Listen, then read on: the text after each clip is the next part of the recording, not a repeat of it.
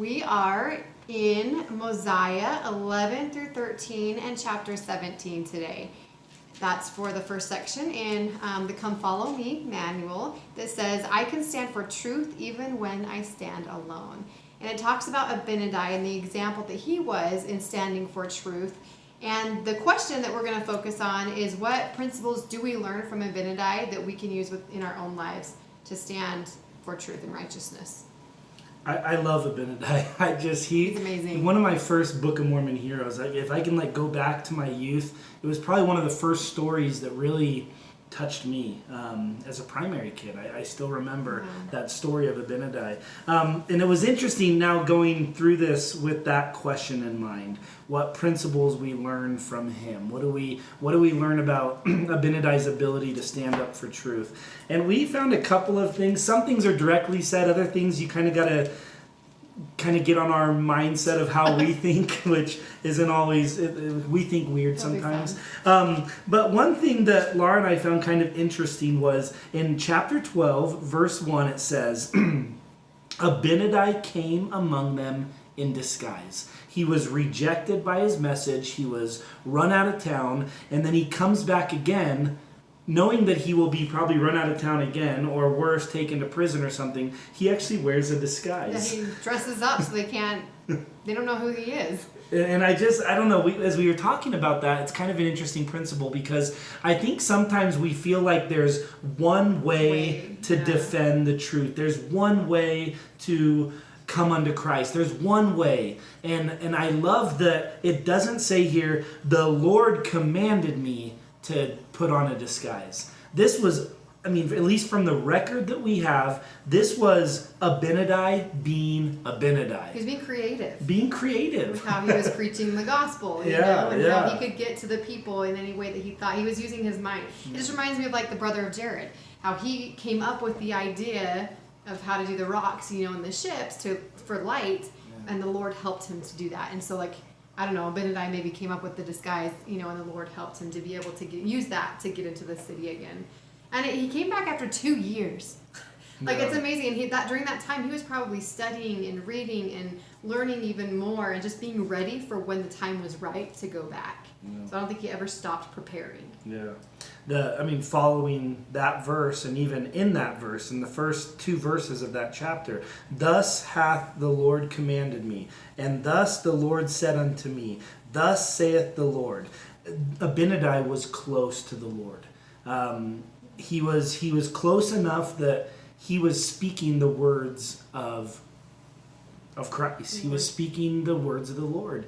And so he wasn't, and that's the beauty of it. When do we trust our thoughts? When do we trust our ideas? I think that we are most confident in those ideas when we're close to the Lord. This disguise idea that Abinadi had, which he put on a disguise and went into the land. It worked. They didn't recognize him, but he was confident in that action because he was close to the Lord. Yeah. There's a lot of different things here.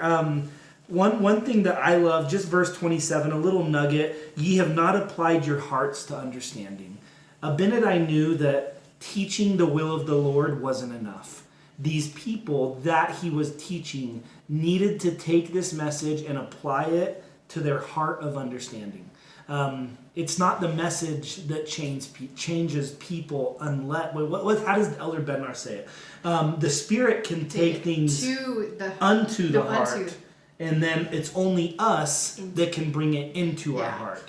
And so we are the gatekeepers of our heart. And Abinadi knew this. And I think he realized the hardened hearts of these people, they weren't going anywhere with this message because they might have been hearing it, but they weren't applying it to their heart of understanding. Yeah, they weren't listening. They were hearing the words, but they weren't listening to it, and taking it in. Yeah. So a lot of people, anyone you want to bring up? Sorry, no, I'm looking at his scriptures right now, so I'm just kind of... So I guess one thing that I kind of saw, which was kind of almost like an opposite effect, which I love because it gives us a spectrum, meaning there's no one right way. And that is he was questioned. He was questioned by the king. He was questioned by the priest. These are the men of intellect, the men that were appointed into these positions. They were powerful men, and he was able to answer them boldly and withstood all of their questions. And I love that, because like Laura talked about that 2-year period. Abinadi was a man of study, and it shows. It shows that he was able to take questions that he wasn't necessarily preparing for, questions that were asked to him on the spot, and responded boldly to these questions. Because of the study that he did. He applied himself to study, to knowledge, and the ability to answer questions. And I love that. I think that does couple with having the Spirit. I have a really bad memory. I can barely remember what I did yesterday, so I have a hard time remembering things, but I love how the Spirit, when you study, even if you don't remember it really like then, the Spirit is able to recall things that you have learned in the past when needed at the time, but you have to have it within your reservoir to be able to pull it up. And I just love that, because I get frustrated sometimes thinking, I'm not going to remember this, why am I studying? I know why, but it's just kind of frustrating when I don't remember things. I don't have the greatest memory, but I do have faith in the Spirit, so that I still want to prepare myself. I still think we should all prepare ourselves, not knowing what the future holds, so that we do have that reservoir like Abinadi had, to be able to pull that in. Because when you couple that studying with the Spirit, that's when it's powerful. That's when you say the right things. That's when you know what to respond for, too. And that's well said. Well said. The opposite side of this spectrum is he had the knowledge to be able to withstand the difficult questions.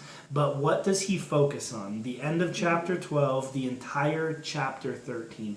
What is the message that Abinadi delivers? It's the message of the 10 Commandments. It's the law of Moses. He focuses on the basic principles of the gospel. Thou shalt not kill. Thou shalt not commit adultery. Thou shalt honor thy mother and thy father.